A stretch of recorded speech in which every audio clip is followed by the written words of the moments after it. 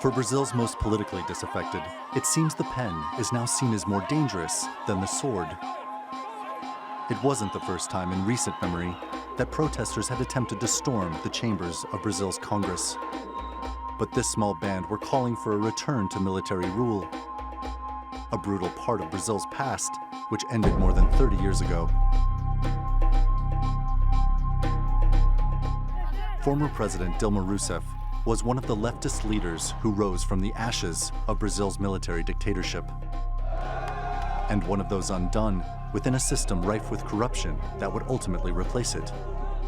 Rousseff's impeachment is the biggest blow to the legitimacy of Brazil's political establishment, but it's not the first, nor the last.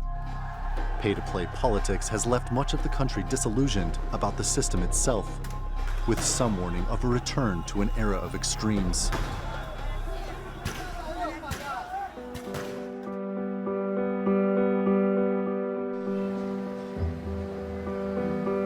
Brazil's political turmoil is inextricably linked to its economic woes. 5 years ago, Brazil was one of the foremost emerging economies in the world. But falling prices of key commodities like oil, sugar, and coffee plunged it into a deep recession that 2 years later hasn't ended. With Dilma Rousseff out of the picture and her leftist Workers' Party, known as the PT, on the back foot, the resurgence of the political right has brought some hope that the country's economic fortunes will improve. Consumer and investor confidence is rising.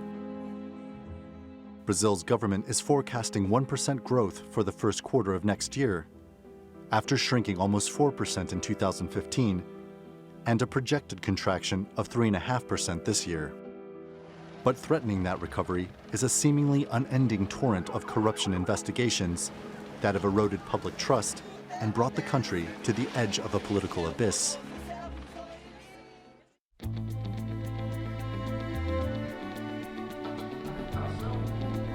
Even as Brazil fell deeper into recession, Dilma Rousseff's government kept spending. So much so that the country's budget deficit has tripled to 10% of GDP since the recession began in 2014. Now, conservative President Michel Temer, who was sworn in almost 3 months ago, has introduced 20-year spending caps, something critics warn could undo the social safety net programs put in place by the PT. É que nossa crise é de natureza fiscal. Por muito tempo, o governo gastou mais do que podia. Proposed austerity measures to address the deficit are stirring up public anger. Police and other public sector workers have for months been paid late, if at all. And Brazil's massive corruption scandal linked to the state oil firm Petrobras, which has implicated the breadth of the country's political establishment, is still unsettled. Brazil may need to heal the divisions in its politics before it can fill the hole in its economy. Randolph Nogel, The Newsmakers. Well, joining me now in the studio is Brazil's Consul General in Istanbul and former Ambassador Paulo França. And in Rio de Janeiro is Tiago Dezan. He's the founder of Media Ninja and also a documentary filmmaker and photographer. Gentlemen, thank you very much for joining us. Tiago, let me start with you. I know these were not a lot of people. They were at least 40, between 40 and 50. However, the symbolism is extraordinary, particularly for an outsider to see. Why were these protesters calling for the return of military rule? Hi guys, I'm glad to be here and have this opportunity to stand beside the people who are fighting for more democracy in Brazil. We are living like really weird times where you have like a really polarized society, and this polarization started to happen mainly because of the kind of coverage that we have on our mainstream media. And there's, you guys asked me about some people asking for dictatorship, some people who are on the past few days occupied the Congress asking for a military intervention, and that really doesn't make sense at this point because of what we are living in Brazil. The dictatorship only brought us censorship, torture, death, and if you look to the poorest areas of Brazil, you can see like a military occupation that didn't end when the dictatorship ended. The police is still there. If you look like a couple days back here in Rio, a helicopter from the police fell in a favela, and the police got there and killed a lot of innocents because they thought that traffic dealers had like shot this helicopter. But then they discovered that this helicopter just fell because technical problems. You know, like we are living like so you're bringing up a bunch of issues for the right issues. Sorry to interrupt you, Tiago. You bring up a bunch of issues. Police brutality and accusations of police brutality central to that. I just want to kind of stay on point for the moment. Back with Paulo França here. Back to the symbolism of those people calling for a return to military dictatorship. Betinho Gomes, one congressional deputy, told the BBC in the aftermath of that, it's worrying and serves as a warning. We are returning to an era of extremes. And of course, Tiago said, these are weird times. Yes. An era of extremes, weird times. Does that worry you, Paulo? Not really, because I think that, first of all, we live in a democracy. Those people that demonstrated, they don't represent the majority of the Brazilian people. Mm-hmm. These are people that are defending some positions which are extreme. But as we see in all democracies, it happens. It's a natural element of democracy.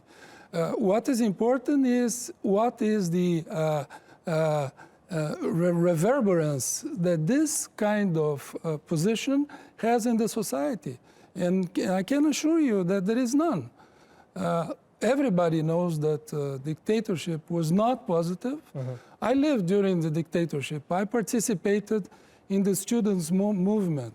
It has nothing to do, I'm sorry to disagree with Tiago, whom I greet now, and all of you, for I should have done at the beginning. It has nothing to do with dictatorship. I lived in that period. I belonged to the students' movement. And in dictatorship, we didn't have freedom of expression. We didn't have the possibility to manifest ourselves. We didn't have a free Congress. We didn't have institutions working well. And all this is happening now. There are excesses of some groups, yes, but this, unfortunately, is part of the game of democracy. Paulo, let me ask you, as I try to gauge the temperature, the political temperature in the country right now, interesting times, more than 3 months since Michel Temer was sworn in. I'm looking at the mayors, right? So in Sao Paulo, the voters ousting the incumbent mayor, Fernando Haddad, from the Workers' Party, replacing him with João Doria, wealthy conservative businessman.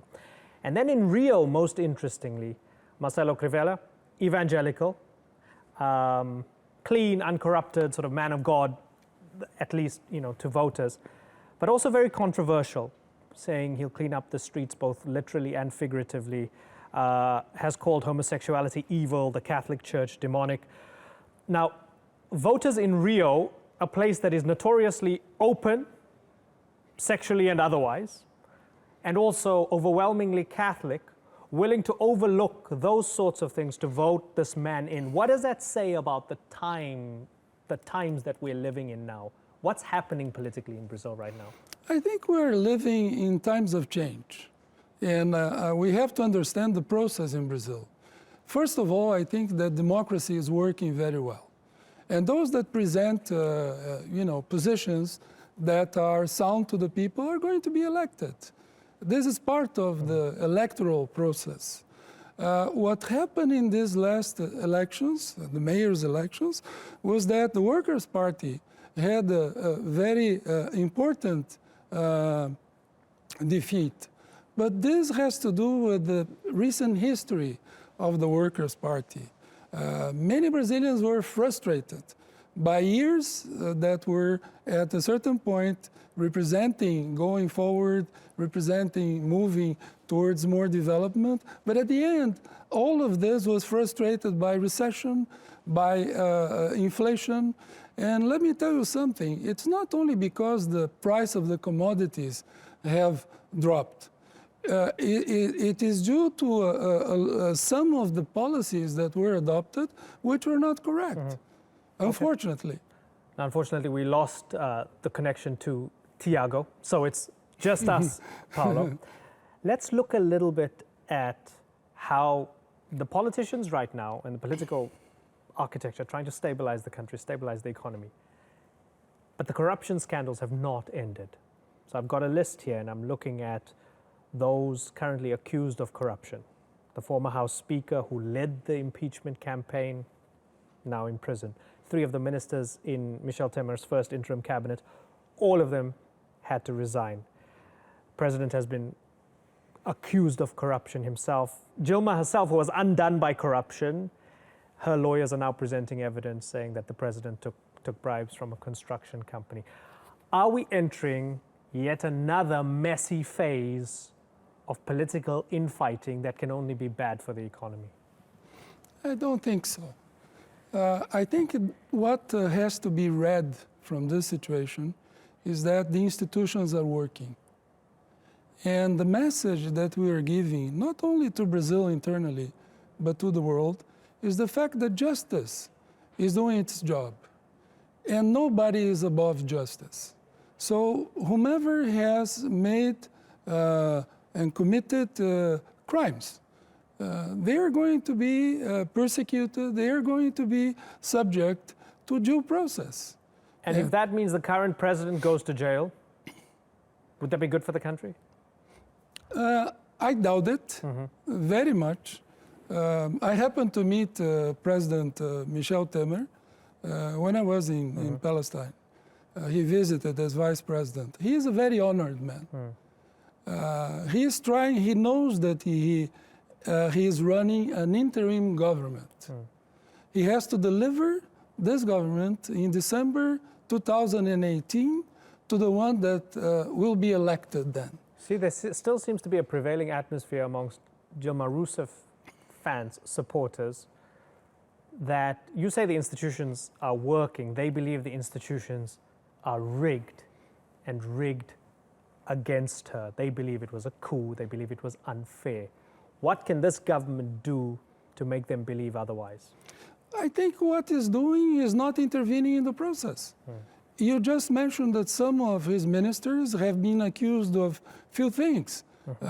This fact by itself shows that the justice is working, regardless who is in power. I think this is the important message. And the president has reiterated many times that he favors that the due process, according to the rule of law, be installed whenever there is a fault, whenever there is a crime. What we have to do is give the chance, the opportunity for those that have been accused to defend themselves. This is very important. And I think that this has been done and is being doing in Brazil nowadays in a process that is known as Lava Jato. There have been all the elements of the due process of the rule of law installed. And by the way, the whole process is followed, is monitored by the Supreme Court. So right. Before you were here in Istanbul, you were in Palestine as ambassador, and before that, you were involved in economic integration in the region. A few years ago, it seemed to be a golden age for the Brazilian economy. People were talking about this massive presence of Brazil, not only vis-a-vis the BRICS countries, but that Brazil was really announcing itself on the global stage as an economic power. That seems to have dissolved away. What do you think needs to be done to get Brazil back to that stage? I think we committed a serious mistake, and this has been committed by the previous governments. We invested too much in policies to raise income and consumption. I'm not saying that this is bad by itself, but it has to be coupled with other kinds of investment. For instance, infrastructure, a more friendly environment for investment, for business. Because what we have to create as a developing country is opportunities, jobs, good jobs, and at the same time create the infrastructure that the country needs. Our ports are very old. Our transport, all the systems that we have, road, trains, they're very old. They have to be subject to more investments. Just to give you a figure, which is very important, during these years, Brazil invested only 3% of its GNP in infrastructure. This is very bad. We didn't do anything, for instance, for lower classes with respect to wasted waters. But all of that infrastructure expenditure for the Olympics, for the World Cup, was that a waste of time? I don't think it was a waste of time. Was it misdirected? I don't think it was a waste of time. But I think that we should have looked into creating opportunities for more investment in infrastructure. At the end of the government of Dilma Rousseff, some private-public partnerships began to be developed. I think this had to be developed before. We had to start that before. There are a number of companies that are willing, eager to make investments in these areas that I have mentioned. Airports, you know, we have a very old system. And I think that this is something that the government of President Michel Temer is trying to create. A friendly environment for businessmen to start to reinvest in the country, and at the same time, create the jobs and opportunities that Brazilian people need. Well, we wish you the best of luck. It seems like quite a challenge on your hands, Consul General and former Ambassador Paulo França. Thank you very much for joining us. And of course, we thank Tiago Dezan as well, who joined us a little bit earlier on, but we had technical gremlins and he couldn't join us for the rest of the debate. Thank you very much. Thank you very much for this opportunity. Thank you.